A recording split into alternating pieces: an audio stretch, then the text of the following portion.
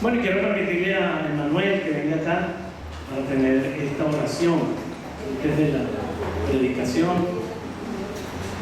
Oremos por nuestros jóvenes para que se enamoren del Señor. Amén. Bueno, vamos a ponernos sobre nuestros pies.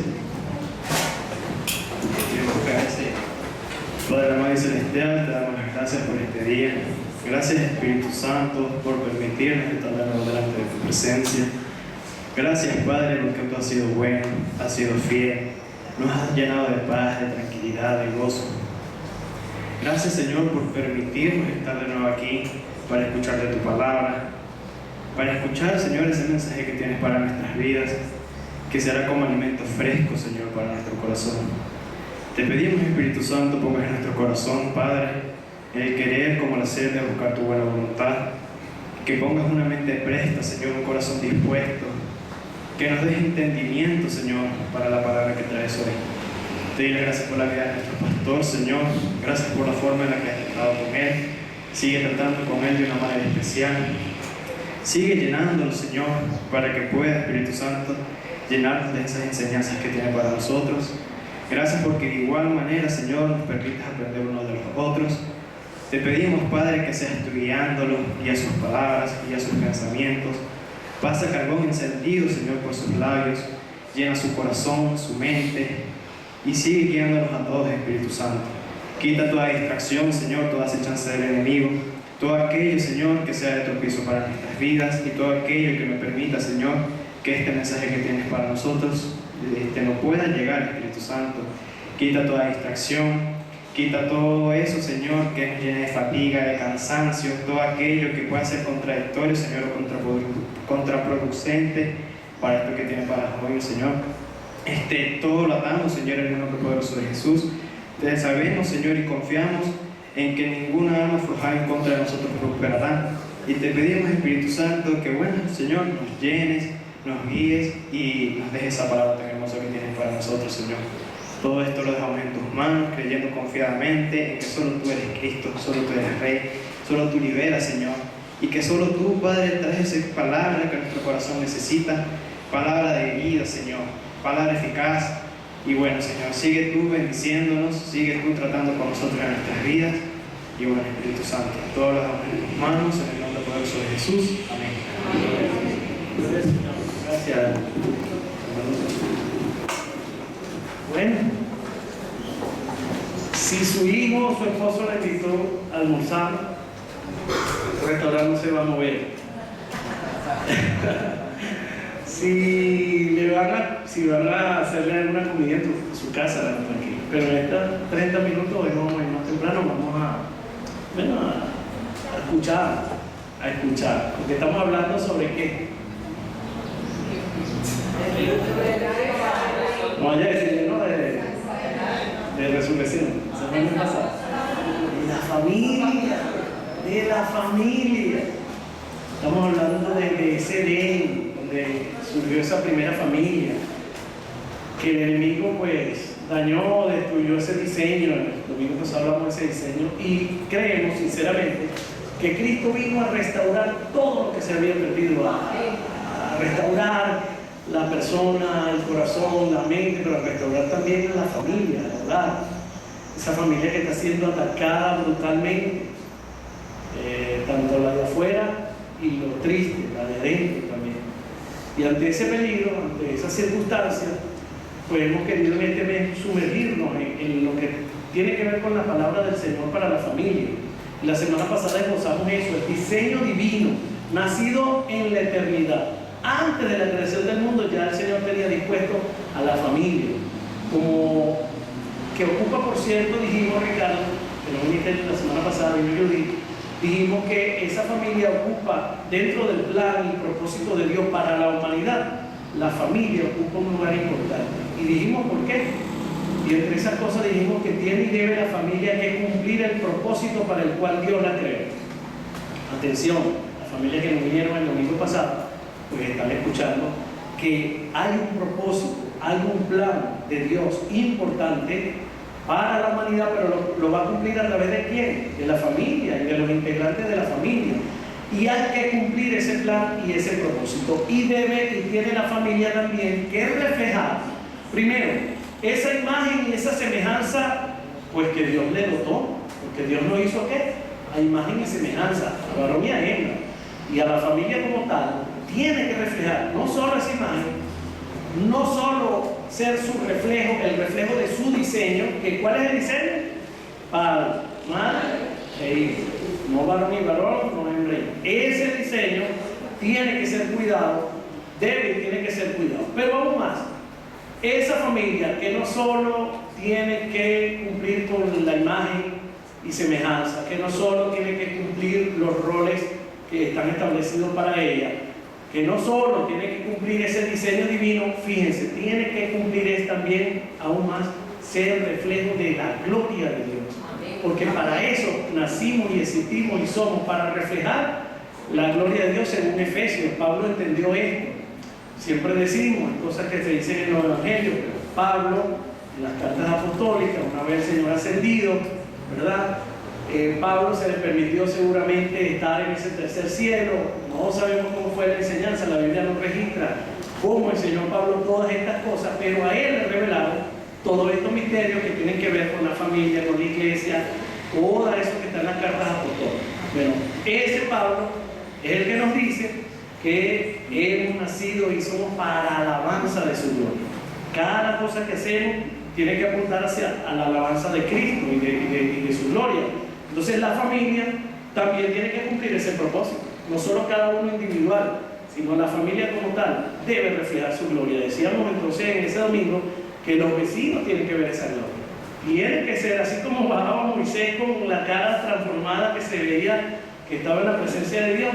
Bueno, de nuestro hogar tiene que salir ese aroma. Siempre me quedó esa frase del aroma. Ese aroma, esa fragancia, tiene que oler a Cristo. Tienen que ver a Cristo allí los vecinos. Tienen que escuchar a Cristo, no los gritos ni las ofensas.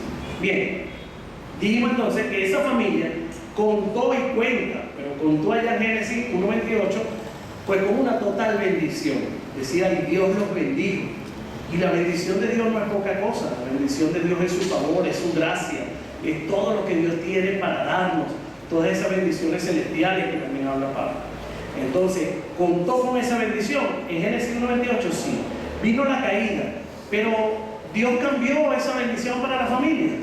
No, porque Dios no cambia, en él no hay sombra de variación. Entonces, Génesis 12 ratifica la bendición a Abraham también.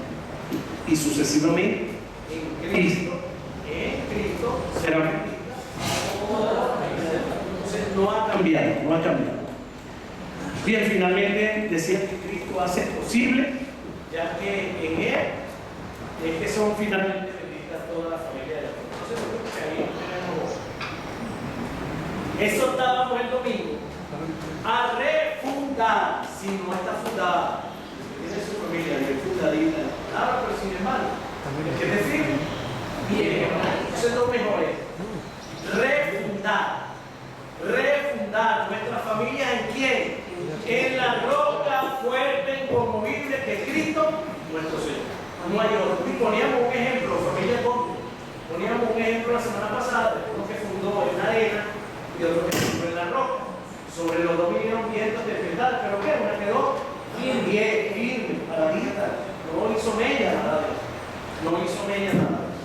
Bien, entonces, pues de todos he conocido que esa familia primaria tenía todas las condiciones, eso lo dijimos el domingo pasado, todas las condiciones ambientales, emocionales, espirituales para cumplir el propósito de Dios, que en ese momento para ellos era, bueno, ser mayordomos, administrar, sojuzgar, procrear, adorarle, servirle, tener una comunicación íntima con Él, como la tenían en efecto.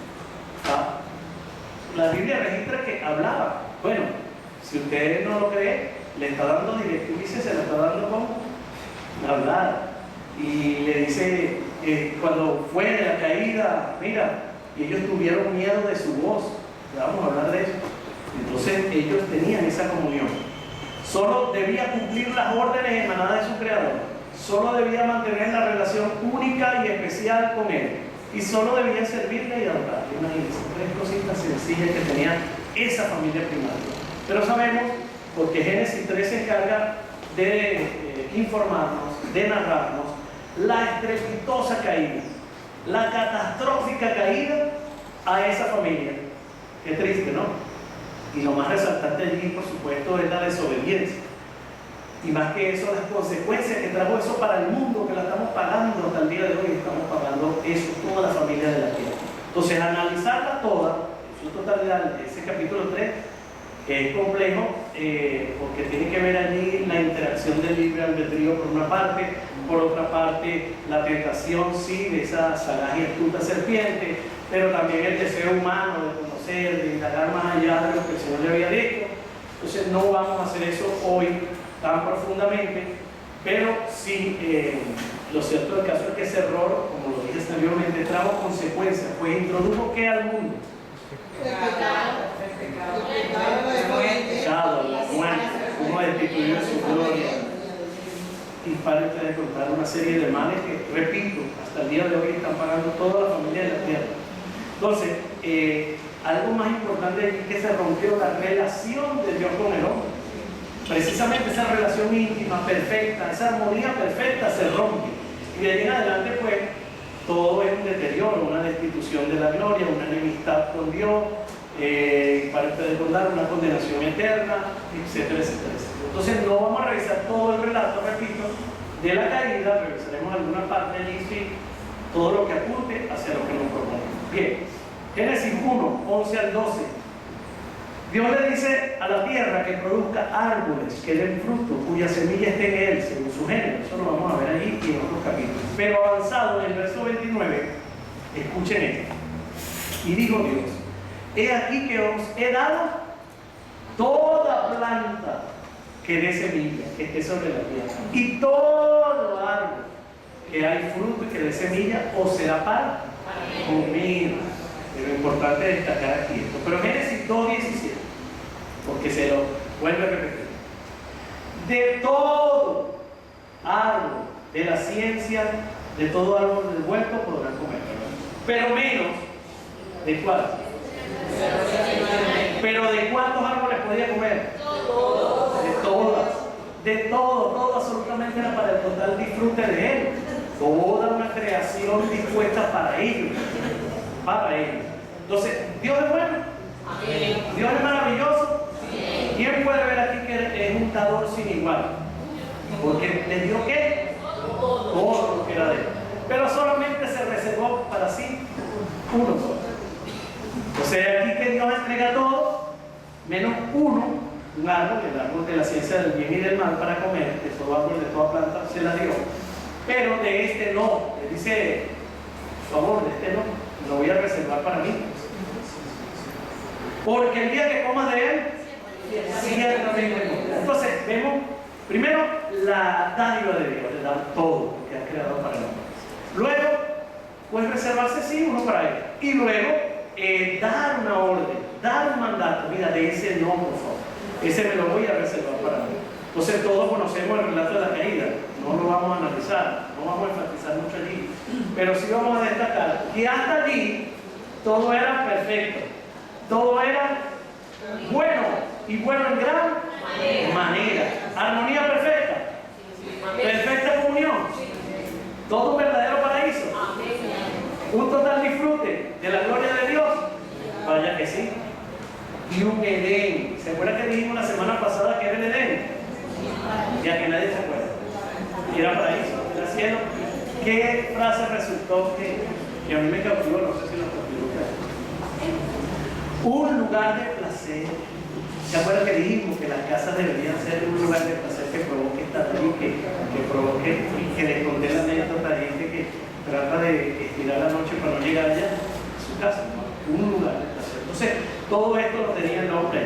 Pero el hombre no fue creado como un robot, no fue creado como un autómata. Tenía libre albedrío y tomó la decisión, una mala decisión, por cierto, muchachos jóvenes. Pensemos antes de actuar, porque una mala decisión iba a ocasionar la ruina completa de su vida y la de su familia. Entonces, esta gente tomó esa mala decisión que le permitió, fíjense ustedes, primero, Escuchar una voz diferente a la de su creador.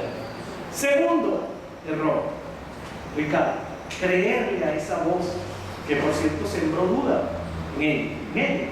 Tercer extraño, no solo escuchar una voz diferente, no solo creerle esa voz y dejarse aturdir, sino que obedecer esa voz desobedeciendo la única y verdadera voz que persigue el supremo bien y la suprema sabiduría.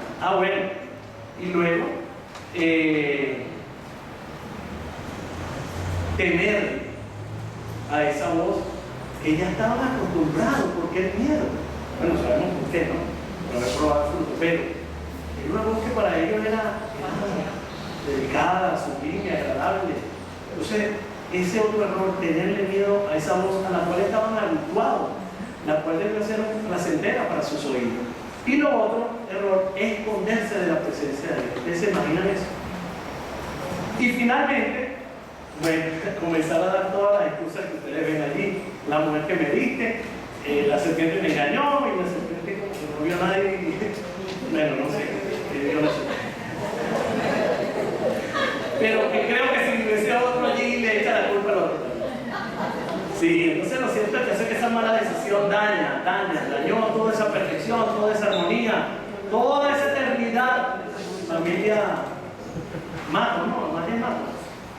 Familia Mato, toda la eternidad, aquella gloria, aquel lugar placentero del placer, aquel paraíso, aquel cielo.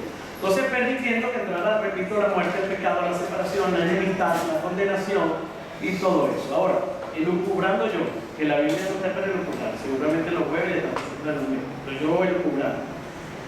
Que Dios a lo mejor quería reservarse el derecho de saber lo que es malo y bueno para el hombre, porque sabe Dios que el hombre todo lo pervierte y la prueba está que a lo bueno el hombre llama malo y a lo malo bueno. Entonces Dios quería, me pidió menos eso, pensé en eso, Dios quería reservarse esto para sí. Pero bien, la prueba está en eso, que el hombre todo lo que tocó de aquí en adelante pues lo daña. El hecho es que las consecuencias, mis amados, fueron catastróficas para ellos, para la tierra. De hecho, la tierra fue maldita por causa del hombre. Y para toda la familia derivada de la primera venía toda esa maldición, toda esa condenación, toda esa consecuencia. Repetimos, de una perfecta relación con Dios, de Dios con el hombre, a una separación. De una relación de armonía y de total paz, a tener miedo de esa voz, imagínese usted. De estar supuesto a vivir eternamente, ¿a qué? A muerte física y espiritual, porque se puede dar, ciertamente lo digo. De una total bendición, total bienestar, supremo bien, a muerte, dolor, condición de la tierra, etc. La gran pregunta, ¿es nuestro Dios un Dios malo? Para nada. ¿Es nuestro Dios un Dios malo por maldecir la tierra, por multiplicar el dolor de la mujer en el parto, de poner dominio del hombre sobre ella, de decirle al hombre que ahora con sudor y dolor conseguirá su provisión? No. Ser bueno es un atributo de Dios y Él nunca va a dejar de ser. Pero recuerde que así como bueno es justo, lo veíamos hoy con los jóvenes. Así como es de bueno es de justo. Y en mi opinión, todas esas consecuencias son un acto de suprema justicia. Están los valorados. Entonces, de hecho, tiene que actuar así Dios después de la caída para restaurar el orden, para ordenar el caos, para restaurar la armonía que fue interrumpida. ¿Sabía Dios que el hombre fallaría? Sí, a Dios nada lo toma por sorpresa. Otra característica de Dios que no permite dejar pasar eso, ese tercer extraño, la santidad. Dios no tolera el pecado, no tolera la maldad, no tolera la desobediencia y toda transgresión de sus leyes, de su orden divino, lo vamos a ver el sábado que viene en el Congreso de los Matrimonios, tiene consecuencias, graves consecuencias, fatales consecuencias.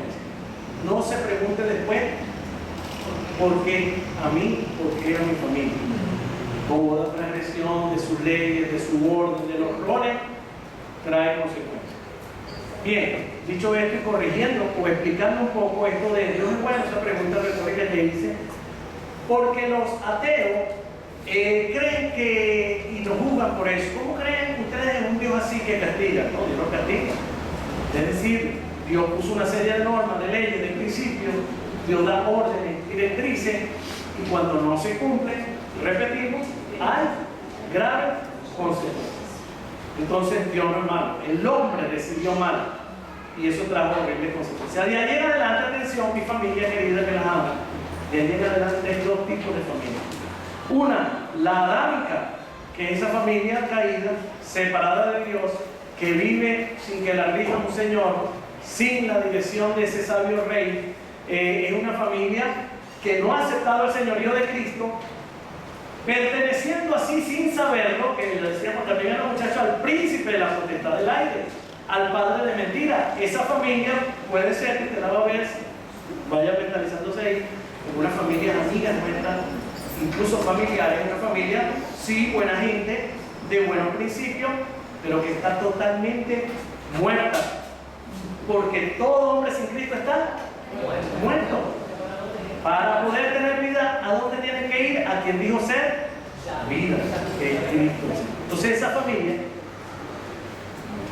que nos está viendo por YouTube, esa familia, pues, créanlo o no, quieran o no, es duro decirlo, está separada, está en enemistad con Dios. Pero está el otro tipo de familia, la familia cristiana, esa que sí, que le ha hecho rey y señor de su vida y de su familia, esa que sí quiere agradar a su padre, que vive de acuerdo a sus principios, a los mandatos del Señor, y que no solo el Señor ya cambió su condición de adámica a Cristo, sino que en Él, esa familia sabe que tiene bendición, vida abundante, vida eterna, perdón y redención, justificación, pero que sobre todo, cualquier toque, obstáculo del enemigo va a ser restaurada inmediatamente si toda la familia está en Él.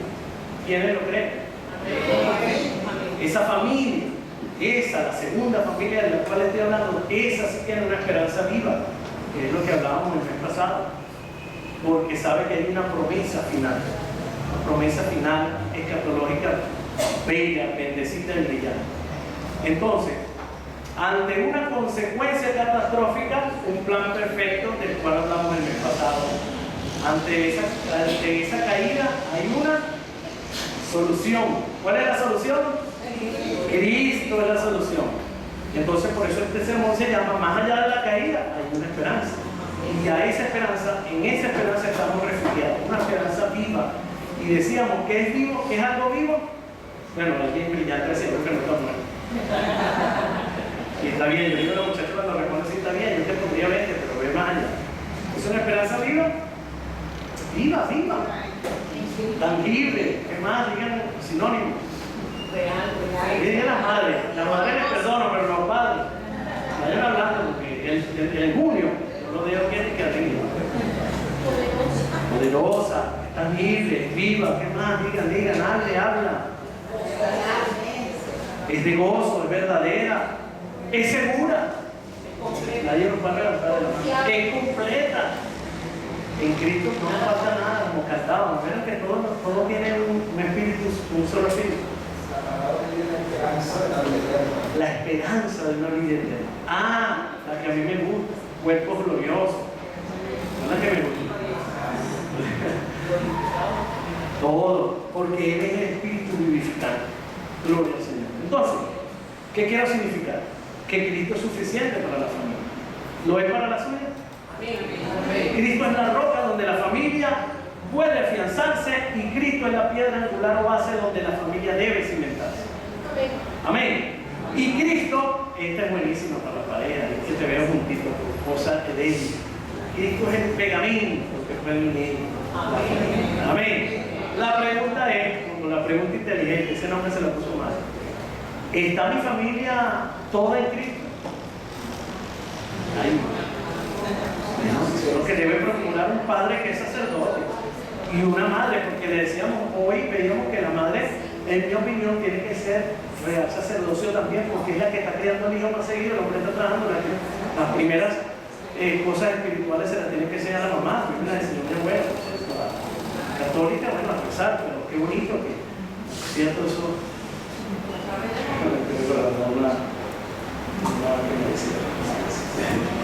Pero entonces, hermano, la responsabilidad de los padres de fundar su familia en la roca y de enseñarle a sus hijos y traerlos hasta que menos. Cuando no tenga la casa, pero si estás en mi casa, eso lo dice una de apellido Moreno que no vino. No, mi hija hasta los 18 te viene, no, viene conmigo, tenga su lugar aparte de su casa, pero es verdad, no es obligado, pero lo que queremos decir, inculcarle la fe, enamorarnos de la fe. Entonces, para que eso de estar la familia en Cristo es la condición para aplicar a la bendición. El detalle es que estar en Cristo, y aquí vamos a significar una vez más, es más que simplemente decir la oración de fe que la dijimos en cualquiera de nuestros momentos de nuestra vida. Más allá de esto, es vivir una vida conforme a esa oración que hicimos, a esa decisión que tomamos.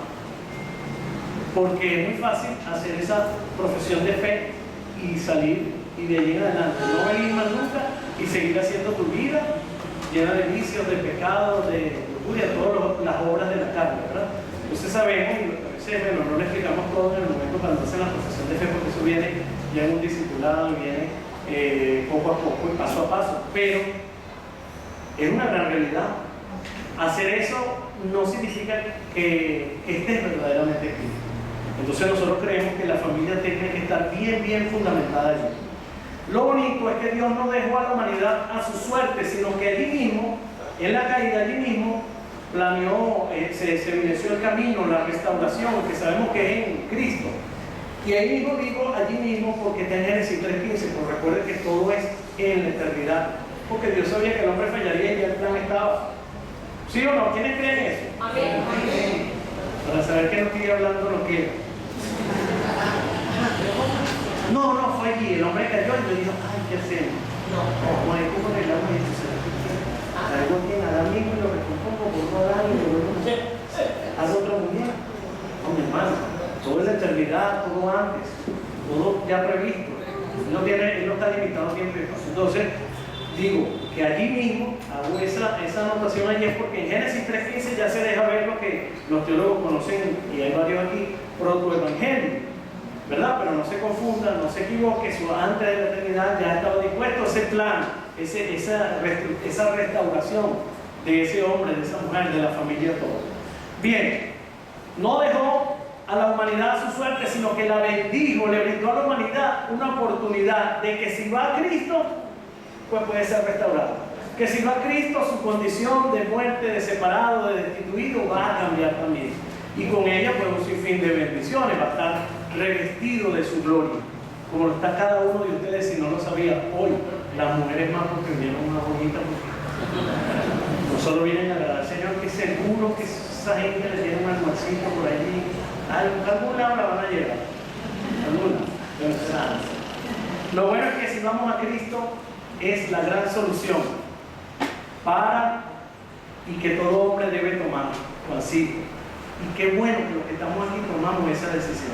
Y queremos que otros amigos y familiares la tomen. Y le decíamos a los muchachos, le hice la pregunta a Natalia y a Sara, si ustedes llegan a tener hijos, ¿qué la criarían en este estándar, bajo estos parámetros, o la dejarían a que estuvieran en el mundo?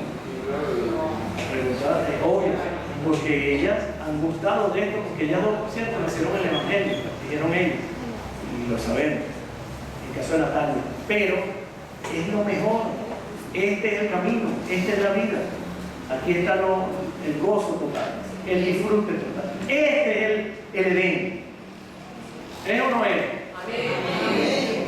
Él es el solo. Lo triste de todo esto es que la familia hoy, muchas de ellas siguen sometidas a los mismos errores que la primera, escuchando otras voces que no es precisamente la de Dios. No solo escuchando esas voces, sino permitiendo que siempre dudan en nuestras convicciones, en lo que creemos, decidiendo como ellos en muchas ocasiones desobedecer la voz de Dios. Y me confieso ante ustedes también, muchos de nosotros en muchas ocasiones, sabiendo que teníamos una directriz de Dios, pues no la cumplimos. Pero lo otro, peloteando la culpa en ocasiones como la primera familia, culpando a Dios, a la mujer que me diste, al hombre que me diste, es el enemigo que tú expulsaste y lo mandaste para acá abajo. Así seguimos. No asumimos la responsabilidad, no asumimos que nuestra propia concupiscencia, que más que un enemigo soy yo mismo, que soy desobediente, que deliberadamente no le obedezco. Y eso está causando estragos en la familia. Somos Adanes y Evas caminando. El profeta Oseas, como que se había dicho, miren, Oseas 6:7, ellos cual Adán transgreden el pacto prevaricando contra él. Entonces, la Biblia nos advierte, sí, de las características del enemigo. No quiero dejar pasar por alto esta parte, porque bueno, estamos peleando contra un fuerte adversario. La Biblia nos brinda características del enemigo. La palabra nos advierte de sus maquinaciones, de su astucia e incluso de su poder, aunque limitado. Juan 8:44 dice que desde el principio, ¿cuándo es el principio? Ya en aquella historia que yo estoy narrando. Entonces, desde el principio, este ha sido un asesino, dice, un homicida, dice otra versión. ¿Y qué hace un asesino? Mata, destruye. Ese mismo versículo dice que es un mentiroso. Entonces no se mantiene en la verdad. Verdad que por cierto conoce. Recuerden que él, ¿dónde estaba? Sirviendo al Señor. Es una verdad ya conocida. No se mantiene en la verdad porque no hay verdad en él. De hecho, ¿cómo es conocido? Padre de él. Pedro dice en su primera carta, 1 Pedro 5:8, que es un león rugiente que quiere devorar. Mateo lo llama tentador. Mateo 4:3 narra cuando tentó al Señor en el desierto. Y si tentó al Señor y fue osado en eso, no con nosotros, lo agarra con una barajita. Otra característica es la descrita en 2 Corintios 2:11, porque lo presenta allí como alguien que maquina, que usa artimañas, que tienen planes elaborados. Escuchen todas estas palabras que yo voy a decir que son de varias versiones. Planes elaborados, ardides. Todas estas palabras que salen en esas versiones, pues lo que apuntan simple y llanamente es a planes bien elaborados cuyo objetivo es causar el máximo daño posible. Tremendo, ¿no? Eso es que no podemos minimizar. A veces, digamos, somos muy ingenuos. Lo decía yo el domingo pasado y lo vuelvo a repetir. Y con nuestra familia tienen que ser ustedes leonas defendiendo a sus hijos, nosotros también tigres, no sé. Planes totalmente maliciosos, planes ingeniosos para engañar, maniobras engañosas, fraudulentas para conseguir su fin, que es matar y destruir y causarnos daños irreparables. Atención familia, atención padre, atención esposo. Destrucción completa, irreparable. Hay solución en Cristo y restauración. La historia nos dice que hay esas familias que no lo lograron. Ojo, entonces miren, ardid. ¿Saben qué es ardid? ¿Saben? Maña, trampa. O sea, mañoso, malamañoso, decían en los pueblos llaneros. Miren, entonces ya sabemos cómo opera el enemigo. Pero ya sabemos que en Cristo nos ha brindado ¿qué? Esa armadura. Dios nos brindó la armadura. Dios nos da la palabra para fortalecernos en el día malo. Dios nos da la oración para brindar a la familia. Dios nos da, si somos obedientes, pues tenemos un sinfín de bendiciones que nos pueden proteger. E incluso, como se lo decía a los muchachos, si hay pues un obstáculo y una diferencia, en Cristo la podemos solucionar. Y lo decíamos ayer, si somos humildes y mansos de corazón. Y si damos esos primeros pasos para perdonar, para poner palabras dulces, que vuelva esa miel al hogar. Amén. Pero miren, quisimos enfatizar, como lo hemos hecho todo domingo, el diseño divino, nacido en la eternidad, recubierta de total bendición, de perfecta armonía, una creación definitivamente perfecta de Dios, pero que triste y lamentablemente se combinaron varios factores. La tentación, por una parte, astuta, sagaz, sí, la serpiente, que cuestionó la palabra de Dios, que tergiversó y sembró duda en Eva, desautorizando la voz de Dios. La duda y la desobediencia de Eva también, que puso en su boca, por cierto, palabras que tampoco Dios dijo, y la subsecuente desobediencia de Adán, que a pesar de tener la directriz de Dios, la orden de Dios, pues decidió también comer y decidió desobedecer, obedeciendo a él. Consecuencia que estamos pagando hasta el día de hoy, alejados de Dios, relación rota con Dios, descendientes de allí en adelante, muerte física, espiritual, la entrada del pecado al mundo. Y Romanos 5:12 lo reafirma: por cuanto el pecado entró por un hombre al mundo, y por el pecado la muerte para con todos los hombres. La destitución de la gloria de Dios, Romanos 3:23, por cuanto todos pecaron están destituidos de su gloria.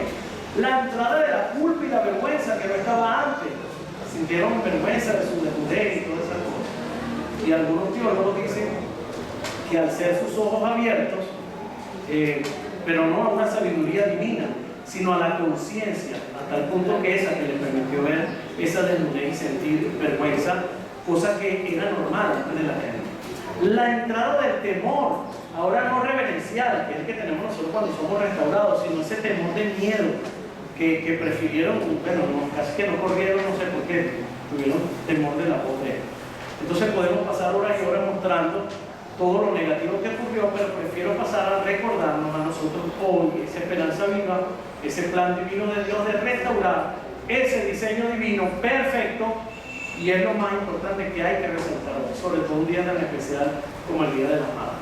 La promesa de redención de Génesis 3:15, lo recuerden, ratificada en Abraham en Génesis 12, y en Cristo hoy esa esperanza en medio de la caída, esa esperanza que es viva, que tiene todos esos adjetivos, esos sinónimos que ustedes dijeron, la gracia admirable manifiesta de Dios en todo momento, desde que cubrió con pieles hasta hoy, esa bendición, esa bondad, esa gracia.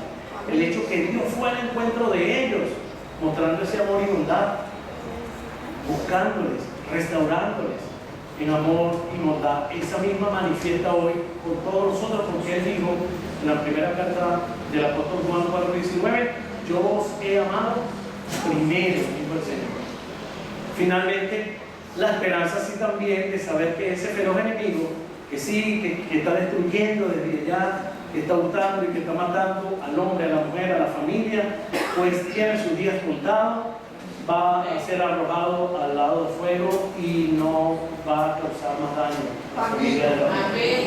Entonces mantengámonos firmes en la palabra del Señor, tratando de blindar, por favor, blindar a la familia. Quiero pedirles también, si hay alguna desaveniencia en su familia, alguna causa que esté obstaculizando, que incluso se cierran sobre esa familia, cualquier tipo de separación, de divorcio, quiero pedirles que le den una última oportunidad al Señor de restaurar su vida, den esa oportunidad al Señor, al Espíritu Santo, den un último chance, porque tenemos que brindarnos. Y es triste que nos suceda a los cristianos eso, y peor aún, entonces en la pizza también.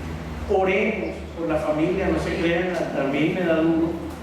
A mí es un cabrón enemigo de destruir mi familia, lo confieso, pero por la gracia del Señor, estamos sólidos, pero siempre, en cualquier momento, el enemigo va a tratar de eso, porque destruiría con ello, imagínense usted, todo un testimonio, todo un ministerio para los que son libres, un ministerio completo, porque usted sabe que usted mismo tiene que apartarse y decir, sáquenme de ese ministerio, entregar el ministerio. Cuánta gente no le gusta quedarse restaurado muchos años después, muchas veces ni siquiera en esa iglesia, en otros estados, tiene que irse por otros países. Entonces, oye, lo que está en juego no es poca cosa. Solo la destrucción de la familia, repito, destrucción del ministerio, destrucción de unos hijos que ahora están, bueno, imagínense usted, sin ese real sacerdocio protegido. Él es el buen pastor. El Salmo 23 que analizamos, se los dejo de regalo. Vamos a estar en ese redil, vamos a estar aquí en el rebaño todos juntos con el buen pastor que es Jesús. Vamos a quedarnos aquí todos juntos, dejándonos consentir por el Señor, proteger por el Señor, y entendiendo que en Él vamos a tener todo lo que necesitamos, porque lo promete en el Salmo que nada nos faltará. Vamos a estar en delicado paz. Vamos a estar en sitios tranquilos. No le tememos a la muerte. Ese aguijón ya no nos perturba ni nos hace daño, porque en Él tenemos redención, perdón y vida eterna. Tenemos también saber que la presión que tengamos del enemigo, de angustiadores, de personas que deseen mal, pues va a aderezar mesa delante de nosotros. Y eso indica entonces que vamos a estar resguardados. Entonces queremos pedir al Señor que haga un milagro en nuestros hogares, que los solidifique más, que nos una más, que sea el centro de nuestro hogar. Te pedimos perdón, Señor, si como esposos o esposas hemos violado principios, leyes divinas. Te pedimos perdón, Señor, si hemos ofendido, si hemos maltratado. Te pedimos perdón, Señor, porque queremos que restaures nuestros hogares, que nos vuelvas a enderezar en ese camino que eres tú, en esa vida que eres tú y en esa resurrección. No hay hogar muerto que no pueda ser resucitado por quien resucitó. Oh, Señor, gloria a ti. Gloria a ti. Y que podamos decir cómo vamos a entonar ese canto: mi casa y yo serviremos